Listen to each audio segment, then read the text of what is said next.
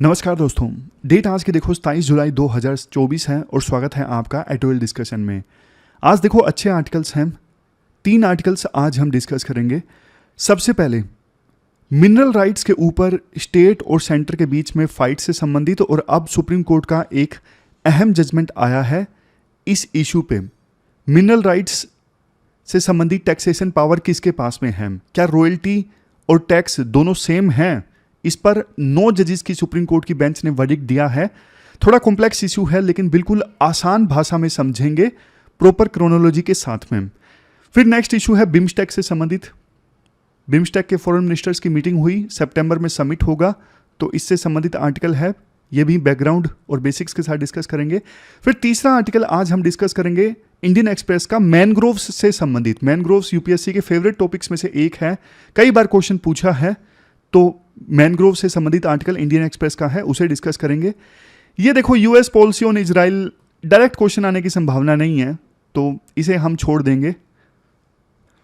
India से related IR में question ज़्यादा पूछे जाते हैं। यूएस की क्या पॉलिसी है इजराइल के ऊपर, वो नहीं पूछती यूपीएससी। चलिए डिस्कशन स्टार्ट करते हैं। हमारी आज के डिस्कशन में first important article mineral rights से संबंधित है और सिलेबस में आप जीएस पेपर सेकंड के इस टॉपिक से आर्टिकल को रिलेट कर सकते हो। देखो हमारे संविधान ने ना फेडरलिज्म का मॉडल अडॉप्ट किया। फेडरलिज्म सिंपल से सिंपल भाषा में, जब देखो संविधान ना 2 या 2 से अधिक टियर ऑफ गवर्नमेंट के बीच में पावर डिवाइड कर देता है ना, तो ये फिर फेडरलिज्म कहलाता है। जैसे हमारे देश में संविधान ने स्टेट और सेंटर के बीच में पावर डिवाइड कर दी है। सेंटर कौन कौन से इश्यूज पे कानून बना सकता है, स्टेट कौन कौन से सब्जेक्ट्स पे कानून बना सकता है, ये सब मेंशन है 7th शेड्यूल में। संविधान का आर्टिकल 246 ये चीज़ साफ साफ मेंशन करता है और 7th शेड्यूल जो है उसमें सब्जेक्ट्स भी बता दिए गए हैं कि यूनियन की लिस्ट में कौन कौन से सब्जेक्ट आ सकते हैं जिसपे यूनियन को कानून बनाने का एक्सक्लूसिव अधिकार है, और स्टेट लिस्ट में कौन से सब्जेक्ट आते हैं, और फाइनली कॉन्करेंट लिस्ट में कौन से सब्जेक्ट आते हैं। देखो कॉन्करेंट लिस्ट में जो सब्जेक्ट आते हैं ना, उन पर दोनों कानून बना सकते हैं। स्टेट असेंबली भी कानून बना सकती है और पार्लियामेंट भी कानून बना सकती है। लेकिन अगर दोनों ने कानून बना दिया किसी इशू पे जो कॉन्करेंट लिस्ट में आता है और कन्फ्लिक्ट हो गया, स्टेट के कानून में कुछ और है, पार्लियामेंट के कानून में कुछ और है, कन्फ्लिक्ट हो गया, तो चलेगी किसकी? चलेगी पार्लियामेंट के द्वारा बनाए गए कानून की। पार्लियामेंट का बनाया हुआ कानून डोमिनेट करेगा। तो ये कुछ टेक्निकल डिटेल्स मैंने आपको बता दी, ये प्री के लिए भी इंपॉर्टेंट है। और ये जो चीज़ है ना, ये मेंशन की हुई है आर्टिकल 254 में। जब स्टेट असेंबली का बनाया हुआ कानून और पार्लियामेंट के द्वारा बनाया हुआ कानून दोनों के बीच में कन्फ्लिक्ट होता है तो क्या होगा? पार्लियामेंट के द्वारा बनाया हुआ कानून डोमिनेट करेगा, उसकी चलेगी। ये चीज़ आर्टिकल 254 में मेंशन है, आर्टिकल 254। अब देखो थोड़ा स्टोरी सुनिए।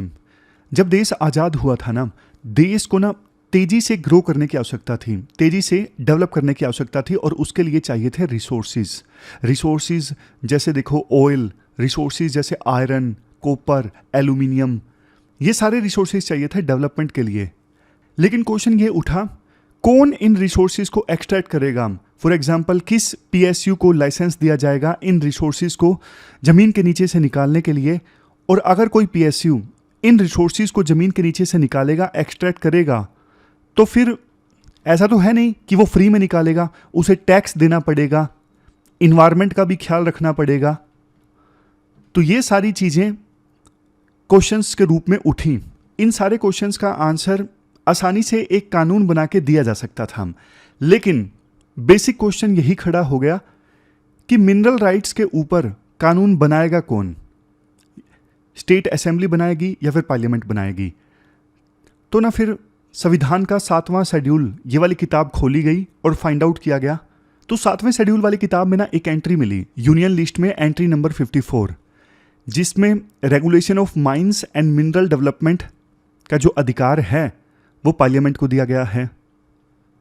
लेकिन इसके साथ साथ एक एंट्री स्टेट लिस्ट में भी है, एंट्री नंबर 50, जिसमें तो साफ साफ बोला गया है मिनरल राइट्स के ऊपर टैक्स लगाने का अधिकार जो है वो स्टेट्स को है, लेकिन एक कंडीशन के साथ। कोई अगर पार्लियामेंट लिमिटेशन लगा देती है कानून बना के तो अलग बात है, समझ गए? मतलब स्टेट लिस्ट की एंट्री नंबर 50 में साफ तौर पे मिनरल राइट्स के ऊपर टैक्स लगाने की पावर जो है वो स्टेट्स को दी गई है, लेकिन एक कंडीशन लगा दी गई है कि पार्लियामेंट ने इस मुद्दे पे कोई कानून बनाया है तो अलग बात है। लेकिन यूनियन लिस्ट में जो एंट्री 54 है ना, इसमें सीधा सीधा टैक्सेशन पावर मिनरल रिसोर्सेज के ऊपर नहीं दी गई है यूनियन गवर्नमेंट को। फाइनली देखो, यूनियन गवर्नमेंट ने ना एक चालाकी खेली उस समय, 1957 की ये बात है। ये लोग ना एक एक्ट लेके आ गए मिनरल रिसोर्सेज को रेगुलेट करने के लिए। इस एक्ट का नाम था mines and minerals development and regulation act 1957। इस एक्ट में बताया गया कि हम लाइसेंस देंगे जो भी पीएसयू वगैरह मिनरल रिसोर्सेज को एक्सट्रैक्ट करना चाहती हैं, उसे इन्वायरमेंट का ख्याल रखना होगा, और जो भी रिसोर्सेज को एक्सट्रैक्ट किया जाएगा ना, उसके बदले में एक रॉयल्टी देनी होगी। चालाकी समझ में आ गई सेंट्रल गवर्नमेंट की? चालाकी ये थी क्योंकि उनके पास में मिनरल रिसोर्सेज के ऊपर टैक्स लगाने की पावर नहीं थी, तो उन्होंने ये वर्ड यूज कर लिया, रॉयल्टी। हाँ, लेकिन देखो सेंट्रल गवर्नमेंट इतनी बुरी भी नहीं थी। उन्होंने बोला कि रॉयल्टी का जो पैसा हम इकट्ठा करेंगे जाएगा स्टेट्स को ही, चिंता मत करिए, आपके पास टैक्स लगाने की पावर है मिनरल राइट्स के ऊपर, तो ये जो रॉयल्टी हम इकट्ठा करेंगे ये आपके पास ही जाएगी, हम इसे नहीं लेंगे। और सेंट्रल गवर्नमेंट ने अपना तर्क और लॉजिक भी दिया कि यार पूरे देश में ये एक्ट एप्लीकेबल होगा, अदरवाइज तो क्या होगा, अलग अलग राज्यों में ना अलग राज्य सरकारें अलग अलग टैक्स लगा देंगी मिनरल राइट्स के ऊपर। किसी राज्य में ज़मीन के नीचे से आयरन निकालने पे ज़्यादा टैक्स है, किसी राज्य में कम टैक्स है, तो ये इन्वेस्टमेंट के लिए अच्छी चीज़ नहीं है। तो इसलिए हम ये कानून बना रहे हैं पूरे देश के लिए, और इस कानून में रॉयल्टी का हम प्रोविज़न करेंगे और वो रॉयल्टी का पैसा जाएगा स्टेट गवर्नमेंट्स को। तो ये कानून बना दिया सेंट्रल गवर्नमेंट ने 1957 में। तो स्टेट गवर्नमेंट्स को लगा कि यार पैसा आ रहा है, ठीक है, रॉयल्टी का कोई दिक्कत नहीं है। उस समय वैसे भी नेहरू प्रधानमंत्री थे और ज़्यादातर राज्यों में कांग्रेस की गवर्नमेंट थी, कोई क्या ही विरोध करता। लेकिन देखो फिर ना धीरे धीरे अलग अलग राज्यों में ना दूसरी पार्टीज की सरकारें आना स्टार्ट हो गई, और उनके रिलेशन कई बार सेंटर के साथ ज़्यादा अच्छे नहीं होते। तो स्टेट गवर्नमेंट्स ने ना धीरे धीरे ये डिमांड करना स्टार्ट कर दिया कि मिनरल राइट्स के ऊपर टैक्स लगाने की पावर हमारी है भाई, आप क्यों रॉयल्टी इकट्ठा कर रहे हो? बेशक रॉयल्टी मिल हमें रही है, लेकिन रॉयल्टी आप ज़्यादा लेते ही नहीं हो। अगर हम इस पे कानून बनाएंगे तो हम ज़्यादा टैक्स लगाएंगे, हमारे पास में ज़्यादा रेवेन्यू आएगा। तो स्टेट गवर्नमेंट्स का अपना लालच था कि रॉयल्टी मिल तो स्टेट गवर्नमेंट्स को रही है, लेकिन रॉयल्टी का पैसा बहुत कम आता है। अगर स्टेट गवर्नमेंट्स के पास में पावर हो टैक्स लगाने की, तो वो अपने हिसाब से ज़्यादा टैक्स लगा देंगे। तो स्टेट गवर्नमेंट्स इस इशू को लेके सुप्रीम कोर्ट में गई कि भैया मिनरल राइट्स के ऊपर टैक्स लगाने की पावर हमारी है और हमें इजाज़त दी जाए कि हम इस इशू पे कानून बना सके। 1989 में ना सुप्रीम कोर्ट का इस इशू पे एक वर्डिक्ट आया। वर्डिक्ट था state of Tamil Nadu versus India cements. तो ना 7 जजेस की बेंच ने ना ये वर्डिक्ट दिया। 1957 के इस एक्ट में जो रॉयल्टी का प्रोविजन किया गया है ना, वो एक प्रकार से टैक्स ही है। तो आप दोबारा टैक्स इकट्ठा नहीं कर सकते। इस एक्ट में जो रॉयल्टी का प्रोविजन किया गया है वो एक प्रकार का टैक्स है, तो आप दोबारा पावर कैसे मांग सकते हो टैक्स लगाने की? डबल पावर थोड़ी ना, दो बार थोड़ी ना टैक्स लगाओगे। रॉयल्टी भी एक प्रकार का टैक्स है। तो ये वर्डिक्ट आ गया सुप्रीम कोर्ट का 1989 में। बट देखो स्टेट गवर्नमेंट्स संतुष्ट नहीं हुई, स्टेट गवर्नमेंट्स सेटिस्फाई नहीं हुई, उनके मन में असंतुष्टि बढ़ती गई। वो फिर से चले गए सुप्रीम कोर्ट में। कुछ सालों बाद वो फिर से सुप्रीम कोर्ट में चले गए। फिर से उन्होंने सेम बात बोली कि मिनरल राइट्स के ऊपर टैक्स लगाने की पावर हमें दी जाए, और जो रॉयल्टी अभी हमें मिलती है, लगाई जाती है, सेंट्रल गवर्नमेंट के द्वारा, मतलब पार्लियामेंट के द्वारा बनाया हुआ ये कानून है माइंस एंड मिनरल्स। तो इसके अनुसार जो रॉयल्टी मिलती है वो बहुत कम है, मिलती हमें है लेकिन बहुत कम है। तो हमें पावर दे दी जाए मिनरल राइट्स के ऊपर टैक्स लगाने की। तो सुप्रीम कोर्ट ने बोला इस पे तो जजमेंट ऑलरेडी आ चुका है 1989 में, India cements versus state of Tamil Nadu case में। चलो कोई बात नहीं, हम फिर से सुनवाई करेंगे, लेकिन अगर 1989 के वर्डिक्ट को बदलना है तो उससे बड़ी बेंच होनी चाहिए। वो बेंच थी 7 जजेस की। तो सुप्रीम कोर्ट ने इस इश्यू को फिर से सुना, लेकिन इस बार लार्जर बेंच के साथ में, 9 जजेस की बेंच के साथ में। और अब उसका वर्डिक्ट आ गया है। वर्डिक्ट क्या आया है? वर्डिक्ट ये आया है, सीजीआई प्लस में 7 और जजेस, ये एक तरफ, और 9वां जो जज है जस्टिस नागरत्ना, वो एक तरफ। ये 8 जजेस ने तो मिलकर देखो ये बोला है कि रॉयल्टी इज नॉट टैक्स। मतलब 1987 के एक्ट में जो रॉयल्टी का प्रोविजन किया गया है वो टैक्स नहीं है। टैक्सेशन पावर है स्टेट्स के पास में, स्टेट असेंबलीज कानून बना सकती हैं, मिनरल राइट्स के ऊपर टैक्स लगा सकती हैं। समझ गए? अभी तक पूरे देश में सिर्फ मिनरल राइट्स के ऊपर रॉयल्टी लगती थी, स्टेट के पास में टैक्स लगाने की पावर नहीं थी, क्योंकि 1989 का वर्डिक्ट कह रहा था रॉयल्टी एक प्रकार का टैक्स ही है कि भैया 2 बार थोड़ी ना टैक्स लगाओगे। लेकिन अब 9 जजेस की बेंच ने यह फैसला दिया है कि रॉयल्टी टैक्स नहीं है। रॉयल्टी तो चलो लगी हुई है 1957 के एक्ट के अनुसार, बट अभी स्टेट गवर्नमेंट्स टैक्स लगा सकती हैं रॉयल्टी के आगे जाके भी। एक बार हम रॉयल्टी और टैक्स के बीच में डिफरेंस समझ लेते हैं अगर क्वेश्चन पूछा जाता है। रॉयल्टी का सबसे बेसिक एग्जांपल तो देखो बुक वाला है। मान लीजिए मैंने मैग्राइल के साथ में कोई कॉन्ट्रैक्ट साइन किया कि मैं अपनी एथिक्स की बुक मैंने लिखी है, आप ये बेचिए, पब्लिश कीजिए, और जितना आपकी बुक बिकेगी उसके बेस पे 10% प्रॉफिट का आप मुझे भी दे दीजिएगा। तो मुझे क्या मिल रहा है इस केस में? रॉयल्टी मिल रही है। रॉयल्टी एक प्रकार का ना पेमेंट होता है फॉर यूज ऑफ रिसोर्सेज। मैग्राइल ने मेरी बुक यूज की, कॉपीराइट तो मेरे पास था, तो इसके बदले में वो मुझे पेमेंट दे रहा है। समझ गए? लेकिन टैक्स होता है compulsory contribution to the government. Tax आपको देना पड़ता है, रिसोर्सेज आप यूज करो या ना करो। समझ गए? लीगल बेसिस रॉयल्टी देखो कॉन्ट्रैक्ट और एग्रीमेंट के बेस पे होता है। जैसे मैंने मैग्राइल के साथ में कॉन्ट्रैक्ट साइन कर लिया, एग्रीमेंट कर लिया, तो उस बेसिस पे रॉयल्टी मिलती है। लेकिन टैक्स संविधान के द्वारा इंपोज की जाती है स्पेसिफिक लॉज के अंतर्गत। रॉयल्टी के रेट जो है वो एडजस्ट भी किए जा सकते हैं, कोई ज़्यादा इसके लिए तामझाम करने की जरूरत नहीं। लेकिन टैक्स रेट अगर चेंज करना है तो पूरी लेजिस्लेटिव प्रोसेस को फॉलो करना होता है। जैसे बजट में अभी टैक्स रेट चेंज किए गए।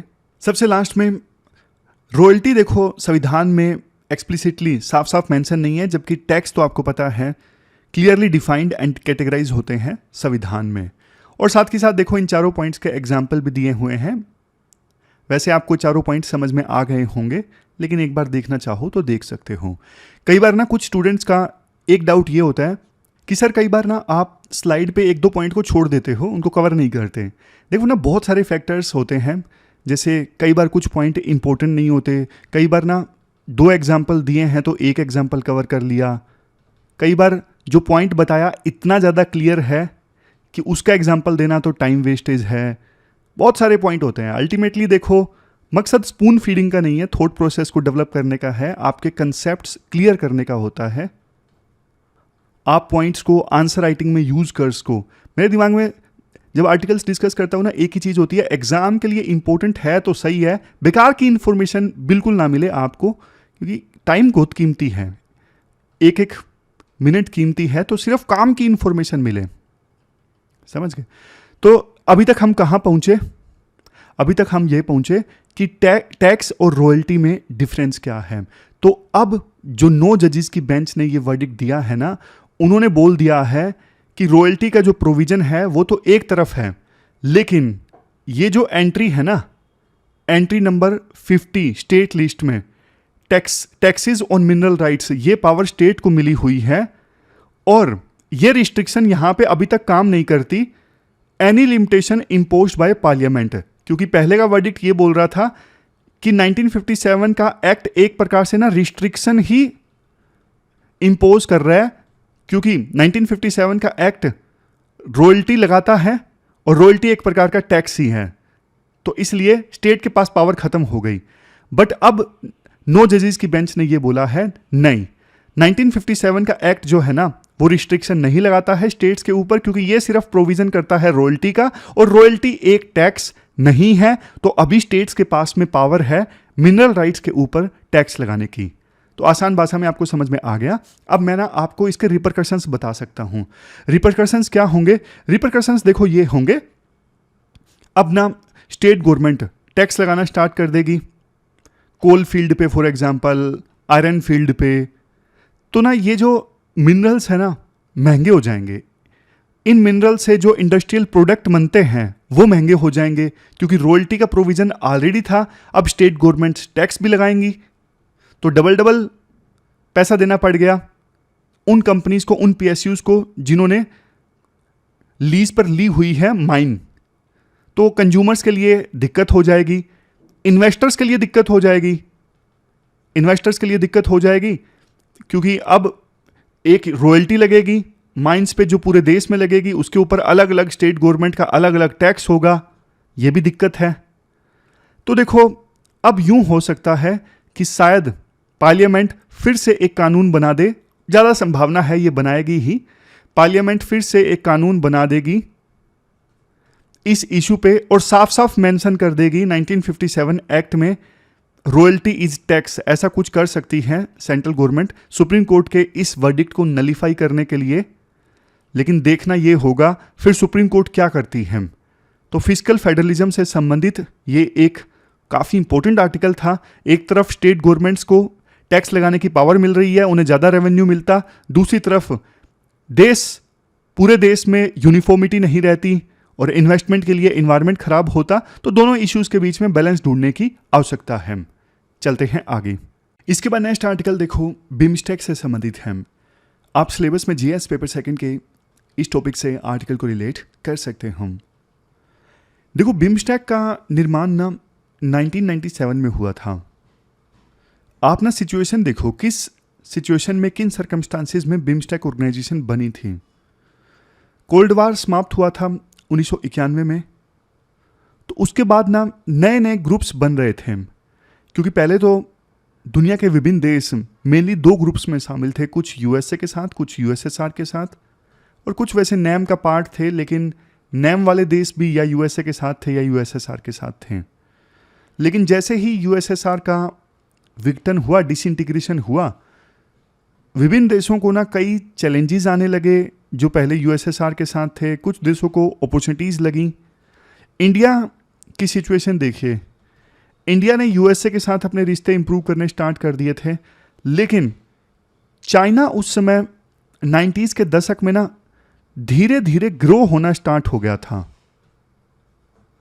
तो इंडिया ये सिचुएशन फेस कर रहा था कि एक तरफ इंडिया अपने पड़ोसी देशों के साथ में रिलेशंस इंप्रूव करना चाहता था, जिसके लिए एक ऑर्गेनाइजेशन थी सार्क, जो 1985 में बनी थी। बट देखो सार्क ऑर्गेनाइजेशन में जो भी फैसले लिए जाते सर्वसहमति से लिए जाते और पाकिस्तान अपनी सहमति देता नहीं। तो ना इंडिया फ्रस्ट्रेट होता जा रहा था कि पड़ोसी देशों के साथ में कैसे कनेक्टिविटी इंप्रूव की जाए, कैसे कोऑपरेशन और ज़्यादा मजबूत किया जाए। और दूसरी तरफ हमारे आस पड़ोस के देशों में चाइना चूंकि ग्रो कर रहा था, इसलिए चाइना का इन्फ्लुएंस हमारे आस पड़ोस के देशों में बढ़ना स्टार्ट हो गया था, तेजी से नहीं लेकिन धीरे धीरे। तो इंडिया के लिए चिंता की बात थी। तो इंडिया ने एक ऑर्गेनाइजेशन उस समय इन्विजन की। शुरुआत में तो इसमें सिर्फ 4 देश थे, Bangladesh, India, Sri Lanka, Thailand. Economic cooperation के लिए ये ऑर्गेनाइजेशन बनी थी 4 मेंबर स्टेट्स के बीच में। बाद में 1997 में 97 में म्यांमार ने इस ऑर्गेनाइजेशन को ज्वाइन कर लिया और नाम पड़ गया बिम्स्टेक। बाद में 2004 में नेपाल और भूटान ने भी इस ऑर्गेनाइजेशन को चेंज कर लिया। इन्होंने बोला यार हमने भी ज्वाइन कर लिया, नाम चेंज कर दो अब। तो ऑर्गेनाइजेशन वालों ने बोला अरे बहुत हो गया, ऐसे तो नाम तो चेंज ही करते रह जाएंगे, कोई बात नहीं तुम आ जाओ, नाम चेंज नहीं करेंगे। तो नाम तो अभी तक बिम्स्टेक ही है, लेकिन मेंबर्स की संख्या हो गई है 7। ये 7 मेंबर स्टेट्स हैं बिम्स्टेक में। कौन कौन से? Bangladesh, Bhutan, India, Myanmar, Nepal, Sri Lanka, Thailand. Pre में यूपीएससी क्वेश्चन पूछ लेती है। 5 देश तो देखो साउथ एशियन हैं और 2 देश साउथ ईस्ट एशिया के हैं। 2 देश साउथ ईस्ट एशिया के कौन कौन से हैं? एक थाईलैंड और दूसरा म्यांमार। समझ गए? थोड़ा डेटा देख लीजिए, आंसर्स में लिखने के लिए यूज हो जाता है। अभी देखो टोटल 1.5 बिलियन लोग रहते हैं इस बिम्स्टेक ऑर्गेनाइजेशन के मेंबर कंट्रीज में। कंबाइंड जीडीपी है $3.8 ट्रिलियन। अगर इसको हम सार्क से कंपेयर करें, कंपैरिजन करवा सकती है यूपीएससी बिम्स्टेक और सार्क के बीच में। जल्दी से देख लीजिए, बिम्स्टेक 97 में बना बैंकॉक डिक्लेरेशन की सहायता से। सार्क बना 1985 में, सिंपली मेंबर स्टेट्स ने चार्टर अडोप्ट कर लिया था। ये बिम्स्टेक के मेंबर कंट्रीज हैं। सार्क में ये मेंबर्स हैं Afghanistan, Bangladesh, Bhutan, India, Maldives, Nepal, Pakistan, Sri Lanka. Geographical focus south Asia and south east Asia, और सार्क का फोकस तो साउथ एशिया पे है। जब से बनी है ऑर्गेनाइजेशन 6% इंक्रीज हो गया है ट्रेड मेंबर कंट्रीज के बीच में, और इसमें 5% इंक्रीज हुआ है। अगर सेक्रेटरीट लोकेशन की बात करें तो ढाका में है बिम्स्टेक का, और सार्क का है काठमांडू, नेपाल में। तो ये पूरा बैकग्राउंड और बेसिक इन्फॉर्मेशन आपको मिल गई बिम्स्टेक के बारे में। आंसर लिखने में यूज होगी, प्री में क्वेश्चन भी यूपीएससी के द्वारा पूछा जा सकता है। अभी कंटेक्स्ट की बात करते हैं। इंडिया ने ना 2nd BIMSTEC foreign ministers retreat को होस्ट किया न्यू दिल्ली में। मतलब फॉरेन मिनिस्टर्स की मीटिंग होती है, उसे नाम दे दिया रिट्रीट। तो इंडिया ने इसे होस्ट किया। देखो सितंबर में ना बिम्स्टेक का ना समिट होगा, जिसमें मेंबर कंट्रीज के प्रीमियर्स जैसे प्रधानमंत्री, प्रेसिडेंट, ये लोग पार्टिसिपेट करेंगे। तो उसी समिट की तैयारी करने के लिए फॉरेन मिनिस्टर्स की आपस में मीटिंग हुई दिल्ली में। ये फॉरेन मिनिस्टर्स रिट्रीट ये एक इनफॉर्मल प्लेटफॉर्म है चेक करने के लिए कि अभी तक क्या इम्प्लीमेंटेशन हुआ है, जो हमने पहले इनिशिएटिव्स लिए थे उनका इम्प्लीमेंटेशन कैसे हो रहा है, या फिर फर्दर और कौन कौन से एरियाज में हम कोऑपरेट कर सकते हैं। समझ गए? मतलब देखो 6th समिट ऑर्गेनाइज होगा सितंबर में। ये समिट बहुत ज़्यादा इंपॉर्टेंट होगा, क्योंकि जब से कोविड की महामारी आई है ना, इन पर्सन बिम्स्टेक का समिट ऑर्गेनाइज हुआ नहीं है। तो कोविड की महामारी के बाद ये फर्स्ट इन पर्सन समिट होगा बिम्स्टेक के लीडर्स जिसमें पार्टिसिपेट करेंगे।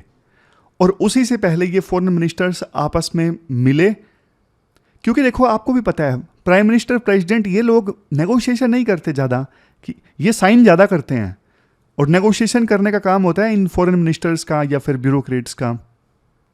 तो छठा जो समिट होगा ना सितंबर में, इसमें BIMSTEC agreement on maritime transport cooperation sign हो सकता है कनेक्टिविटी को इम्प्रूव करने के लिए।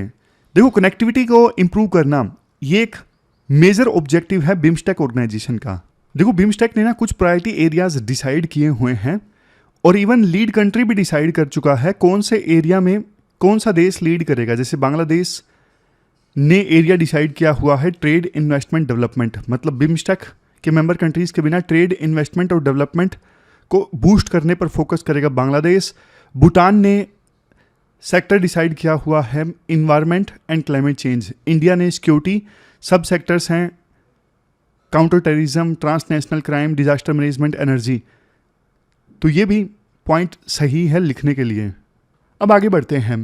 देखो ये जो ऑर्गेनाइजेशन है ना बिम्स्टेक, ये इंडिया को अलाउ करता है कि इंडिया बे ऑफ बंगाल में आने वाले देशों के साथ में, जो इंडिया के ईस्ट में देश है ना, उनके साथ में इंडिया बढ़िया से कोऑपरेट कर सकता है। और जैसे शुरुआत में मैंने आपको बताया, ये जो ईस्टर्न नेबर्स हैं ना इंडिया के, जैसे बांग्लादेश है, म्यांमार है, नेपाल है, इवन इन देशों में चाइना के बढ़ते इन्फ्लुएंस को रोकने के लिए ये ऑर्गेनाइजेशन काफ़ी इंपॉर्टेंट है। हमारे ईस्टर्न नेबर्स में चाइना का बढ़ता इन्फ्लुएंस ना सिर्फ देखो ये रीजनल स्टेबिलिटी के लिए थ्रेट है, बल्कि देखो परंपरागत रूप से ना बे ऑफ बंगाल रीजन में, इंडियन ओशन रीजन में इंडिया को ही विभिन्न देश एक प्रेफर्ड सिक्योरिटी पार्टनर मानते आए हैं। मतलब इंडियन ओशन में अगर सिक्योरिटी संबंधित नीड है तो विभिन्न देश इंडिया की तरफ देखते थे। बट अब चाइना का इन्फ्लुएंस बढ़ रहा है ना, तो ना सिर्फ ये रीजनल स्टेबिलिटी के लिए थ्रेट है बल्कि इंडिया के लिए भी थ्रेट है। इसके अलावा देखो, बिम्स्टेक ऑर्गेनाइजेशन में म्यांमार और बांग्लादेश ये दो देश हैं। अब देखो, इन दोनों देशों के साथ में संबंध और मजबूत होते हैं ना इस ऑर्गेनाइजेशन के थ्रू। मान लीजिए कनेक्टिविटी इंक्रीज करने के लिए एग्रीमेंट साइन होता है, तो हमारा जो नॉर्थ ईस्ट का रीजन है ना, जो लैंड लॉक्ड है, उसको भी एक एक्सेस मिलता है सी के थ्रू। ये एक एडवांटेज है इंडिया के पास में। फिर इंडो पैसिफिक रीजन में इंडिया काफ़ी समय से अपनी प्रेजेंस इंक्रीज करने की कोशिश कर रहा है। इंडो पैसिफिक रीजन में यहाँ पे अपनी प्रेजेंस को और मजबूत बनाने के लिए इंडिया को ना आसियान का साथ चाहिए। इंडिया की इंडो पैसिफिक पॉलिसी के लिए आसियान एक केंद्र बिंदु है।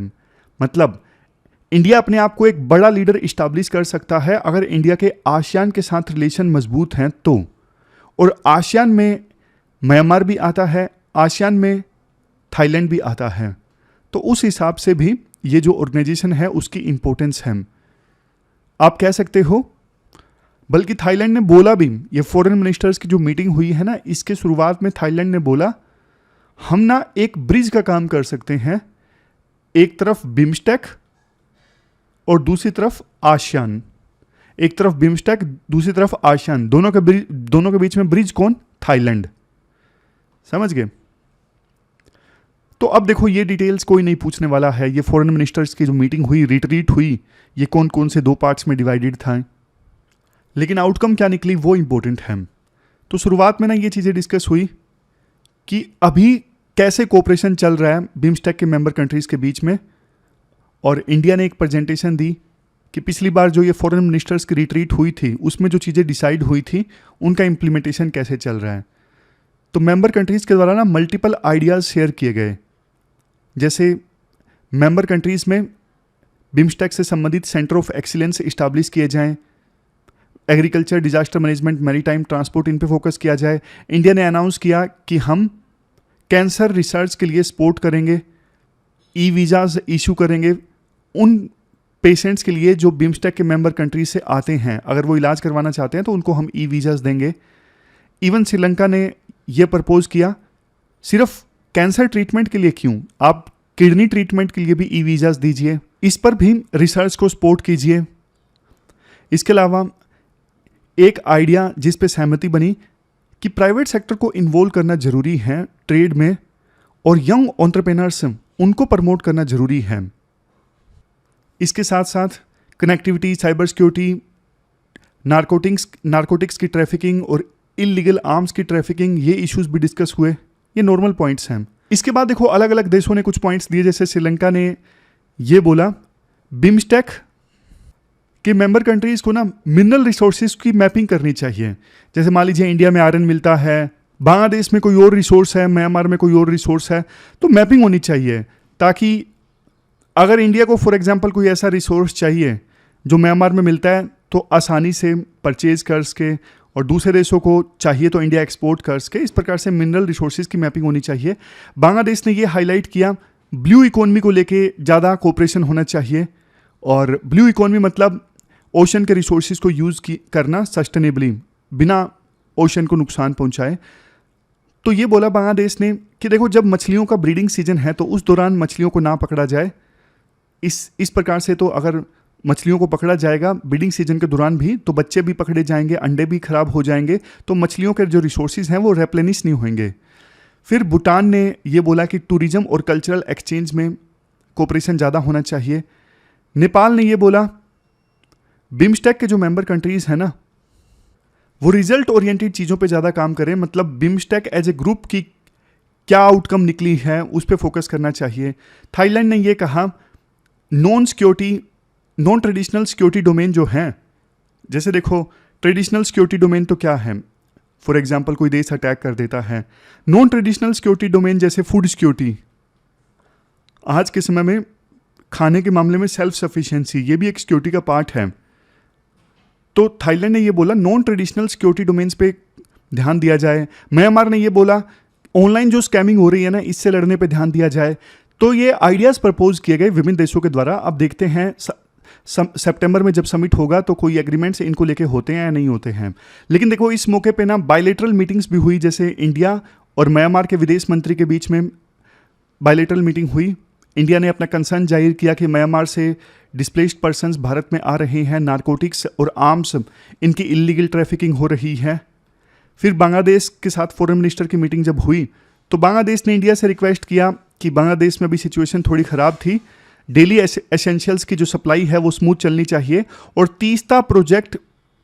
तीस्ता रिवर पे कोई एग्रीमेंट करने के लिए टेक्निकल टीम जो है भारत भेजे। तो मतलब एक ठीक ठाक मौका रहा बिम्स्टेक के फॉरेन मिनिस्टर्स की मीटिंग, और काफ़ी यूजफुल आउटकम निकली। अब लास्ट में देखो एक चीज़ मैं आपको बताऊं, इंडिया की ना एक्ट ईस्ट पॉलिसी है। पहले लुक ईस्ट पॉलिसी लॉन्च हुई थी 1990 के बाद, 1993 में, 93 के आसपास हुई थी एक्ट लुक ईस्ट पॉलिसी। लेकिन जब प्रधानमंत्री मोदी ने सत्ता संभाली 2014 में, तो लुक ईस्ट पॉलिसी को कन्वर्ट कर दिया एक्ट ईस्ट पॉलिसी में। मतलब इंडिया अपने ईस्टर्न साइड के देशों की तरफ ज़्यादा एनर्जी इन्वेस्ट करेगा। अब इंडिया का फोकस इंप्लीमेंटेशन पे होगा। फिर देखो इंडिया की नेबरहुड फर्स्ट की पॉलिसी है, इसको भी आए 10 साल हो गए, और एक्ट ईस्ट पॉलिसी को आए भी 10 साल हो गए। तो इन दोनों पे भी यूपीएससी क्वेश्चन पूछ सकती हैं। समझ गए, ये इंपॉर्टेंट है। इसके बाद नेक्स्ट आर्टिकल देखो मैनग्रोव्स से संबंधित है। अपना सिलेबस में जीएस पेपर 3 के इन टॉपिक्स से आर्टिकल को रिलेट कर सकते हो। मैनग्रोव्स होते क्या हैं, अभी तक शायद आपने सिलेबस में कवर कर ही लिया होगा। देखो मैनग्रोव्स कोस्टल एरिया में पाए जाने वाले पेड़ हैं। इनकी खास बात ये होती है कि ये पानी में भी उग सकते हैं और इनकी जड़ें जमीन के ऊपर भी होती हैं। अब बात करें मैनग्रोव्स की इतनी ज़्यादा इंपॉर्टेंस है क्यों। देखो ये कोस्टल एरियाज को ना फ्लड से बचाते हैं। कैसे? क्योंकि इनकी जड़ें बहुत मजबूत होती हैं, तो वेव्स आती हैं ना, कई बार खतरनाक वेव्स आती हैं, तो उन खतरनाक वेव्स यानी लहरों की ताकत को कम कर देती हैं मैनग्रोव्स की जड़ें। इससे ना कोस्टल एरियाज में रहने वाले जो लोग हैं वो थोड़े सुरक्षित रहते हैं, और साथ ही कोस्टल एरियाज में इंफ्रास्ट्रक्चर को नुकसान भी नहीं होता। लेकिन देखो दोस्तों, आज मैनग्रोव्स ना खतरे में हैं। मैं आपको बताऊं, थोड़ा सा डेटा दूं। पिछले 100 सालों में ना, पॉइंट देखो कई बार ना आगे पीछे होते हैं, मैं तो पढ़ लेता हूं आर्टिकल अच्छे से, लेकिन मैं अपने फ्लो से बताता हूं ताकि धीरे धीरे आपका बेस बनता जाए। बट आर्टिकल में जो राइटर जो आर्टिकल लिखते हैं ना, वो पढ़ाने के उद्देश्य से नहीं लिखते, वो इन्फॉर्मेशन देते हैं। इन्फॉर्मेशन कई बार ना हैज़ार्ड वे में होता है, कई बार जो इन्फॉर्मेशन बच्चों को पहले दी जानी चाहिए वो बाद में होती है। तो पॉइंट ये है, पिछले 100 सालों में ना इंडिया ने अपने 40% मैनग्रोव्स को खो दिया है, और ये देखो बहुत बड़ी चिंता की बात है। जैसे मैंने आपको बताया, मैनग्रोव्स हमारी कोस्टल सिटीज़ को प्रोटेक्ट करते हैं। अब आप कुछ एग्जांपल्स लीजिए। जैसे देखो 26 जुलाई 2005 को ना मुंबई में भयंकर बाढ़ आई थी।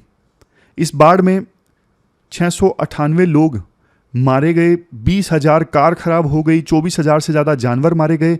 उसी प्रकार से सिमिलर फ्लड 2015 में चेन्नई में आई थी, और इस चेन्नई फ्लड में 200 से ज़्यादा लोग मारे गए, पूरा शहर पानी में डूब गया था। मतलब देखो जितनी तबाही हुई ना बाढ़ की वजह से मुंबई में, चेन्नई में, उस तबाही को कम किया जा सकता था अगर ज़्यादा मैनग्रोव्स होते तो।